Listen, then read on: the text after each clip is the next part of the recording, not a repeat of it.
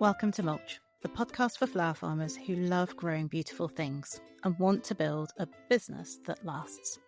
I'm your host, Rebecca Anning-Brown from Silver Grey Foliage in Yorkshire, and every week we'll get real about what it takes to grow flowers for a living, from the planning and the planting to the mindset and the money. Whether you're just starting out or a few seasons in, you'll find honest conversations and practical ideas to help you to root your business in firm soil. Thank you for listening. And if you've enjoyed this episode, please subscribe and leave a review. It really will help more flower farmers to get on and grow. Let's dig in.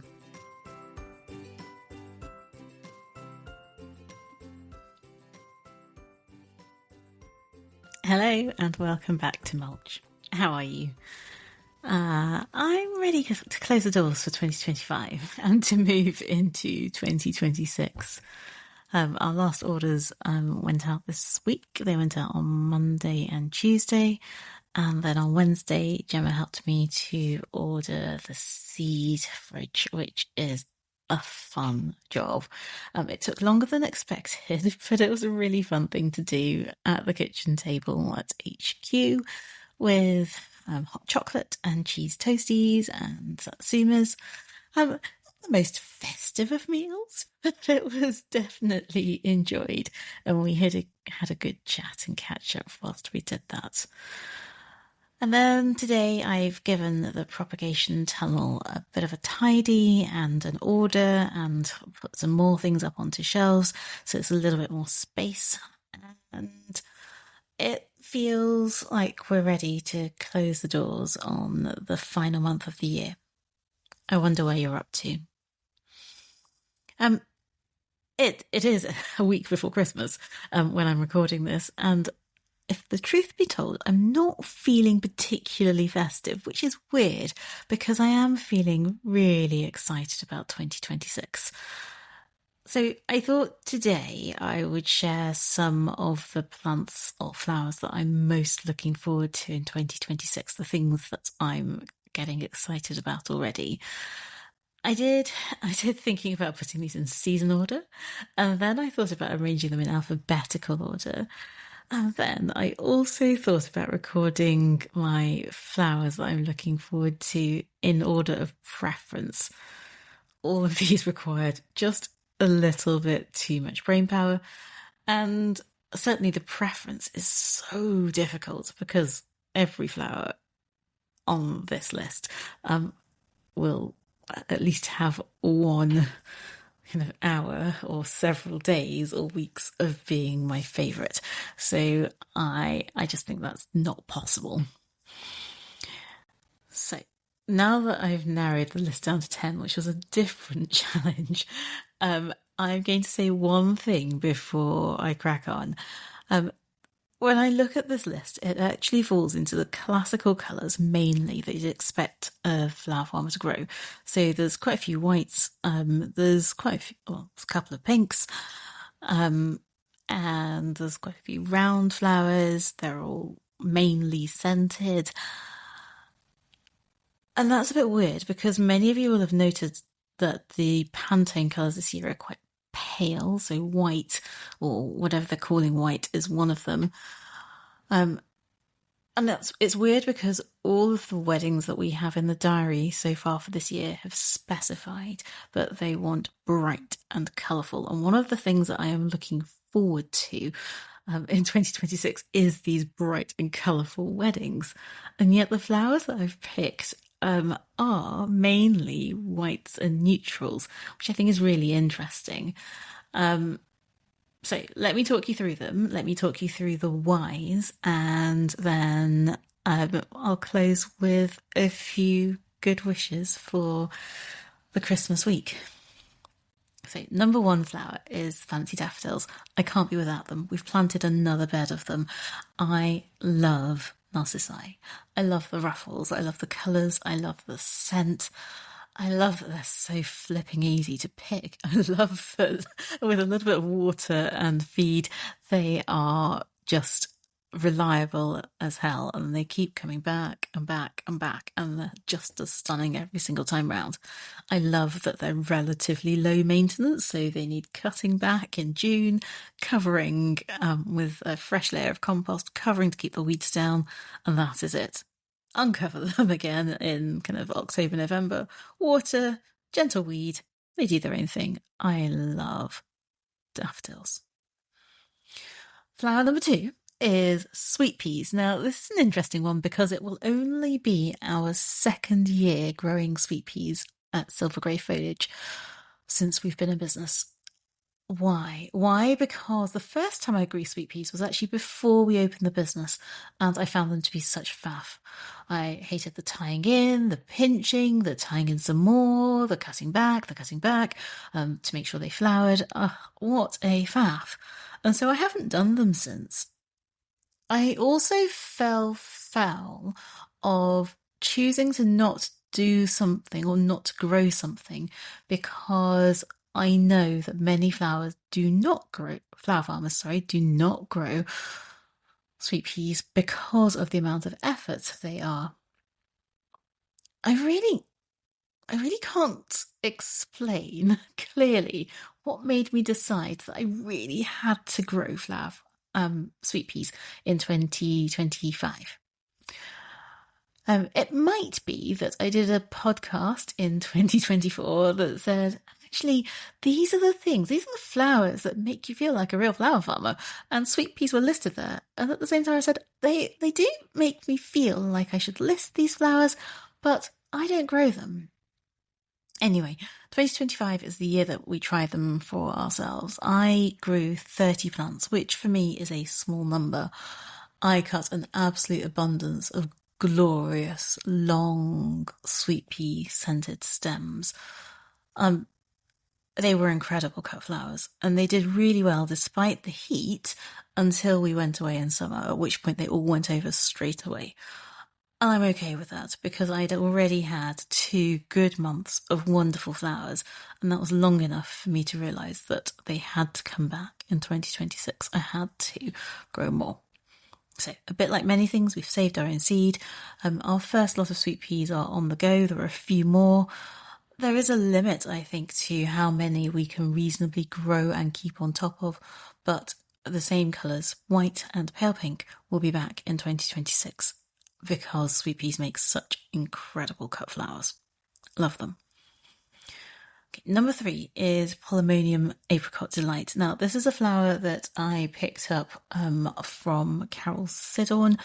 Many of you will have seen it on her social media. It's giving, abundant, beautiful, delicate, frothy filler in a beachy pale pink. Starts like back end of April, kept flowering until June. It's a wonder.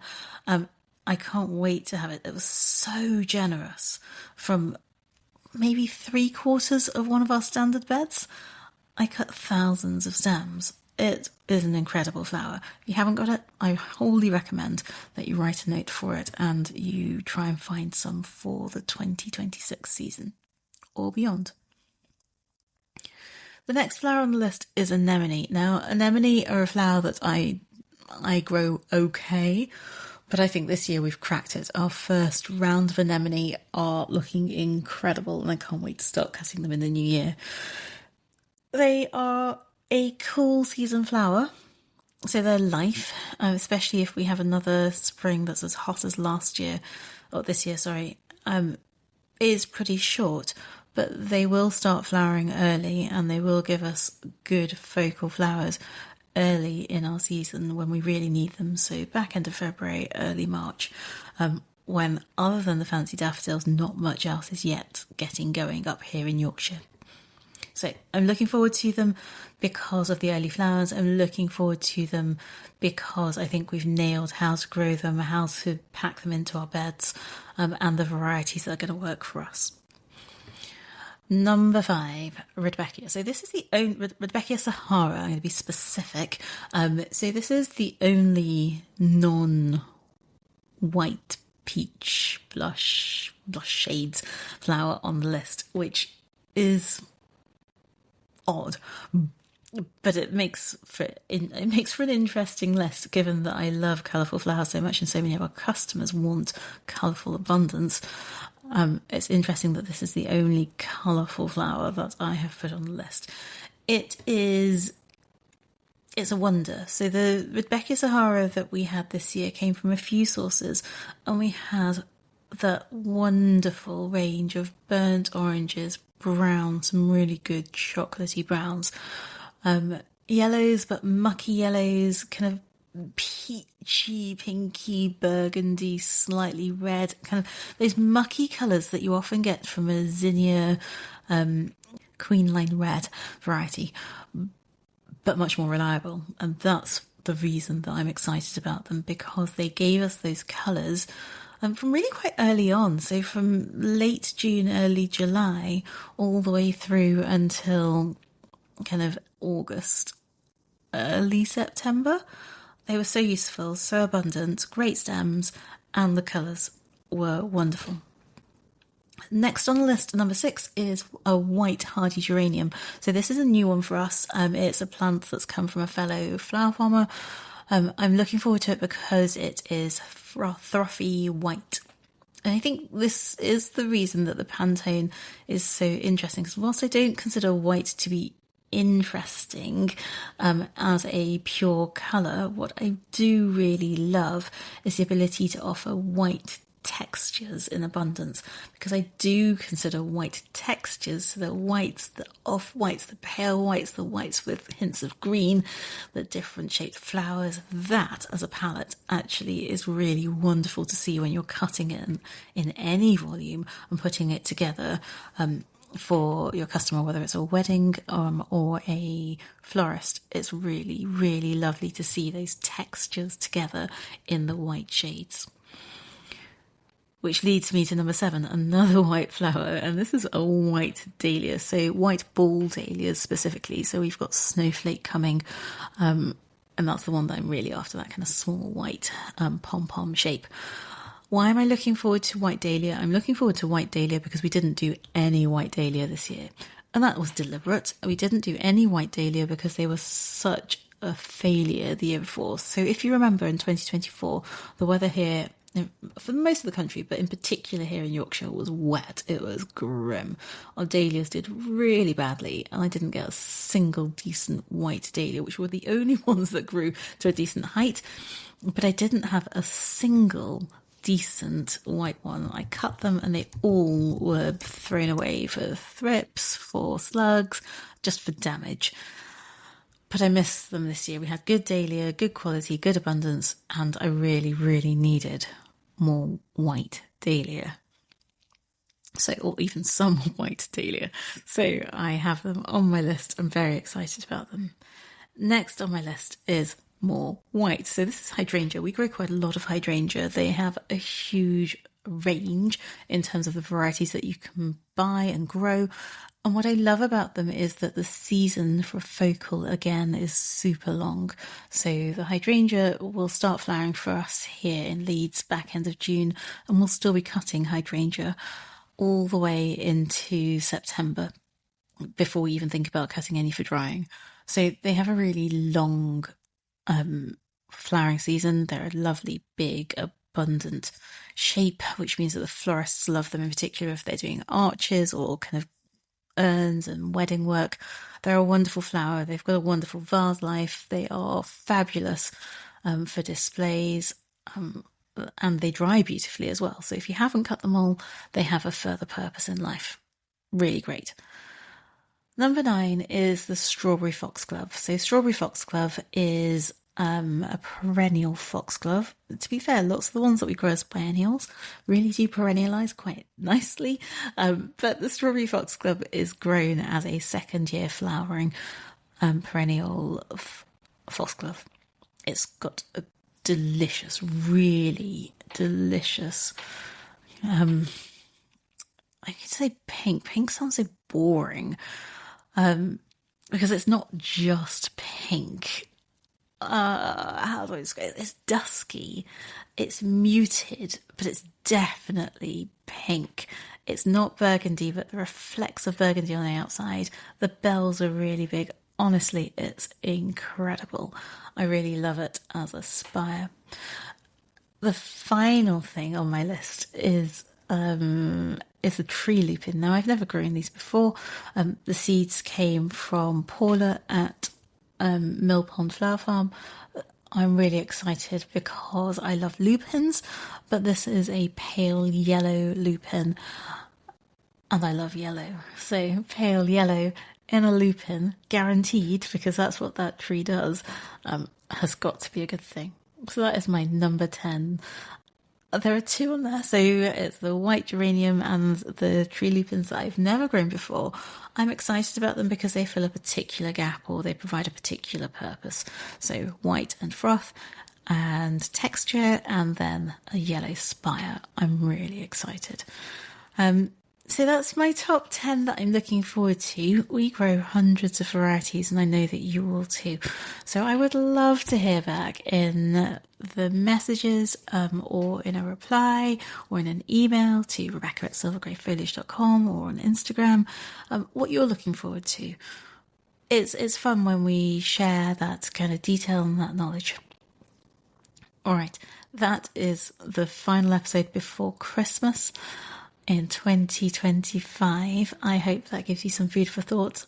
If you are doing your seed shopping, please remember, if you're doing your seed shopping, always audit what you have first before you think about spending any of your hard-earned pennies on more flower seeds or plants or similar.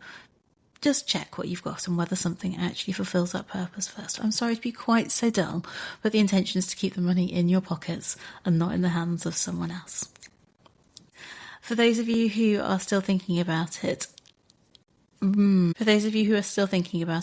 Club is still open to join us. Our first meeting is on the first Sunday in January. So that is the 4th. I keep calling it the 5th, but it's not. It's the 4th of January. And that's at 9 o'clock in the morning. It's a planning meeting. It's a quarterly planning meeting. So we'll be talking about making really firm plans on what we want to have across the year, making sure that we've got good succession plans in place, thinking about the customer groups that we'll be working with, and a whole load of other things. I'd love to see you there. We'll be really excited to work with you, and for you to meet the rest of the group.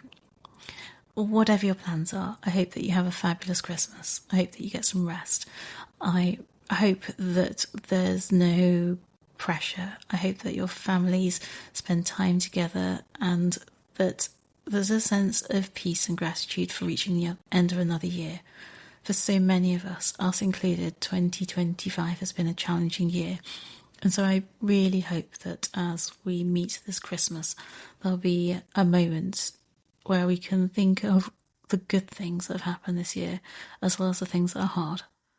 And as we head into 2026, and there will be one more episode of Mulch before then, I send you all my best.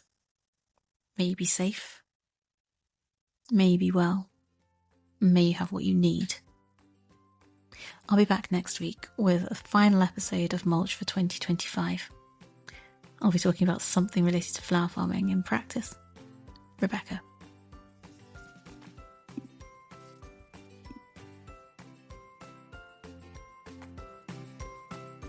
Thank you for listening to Mulch today.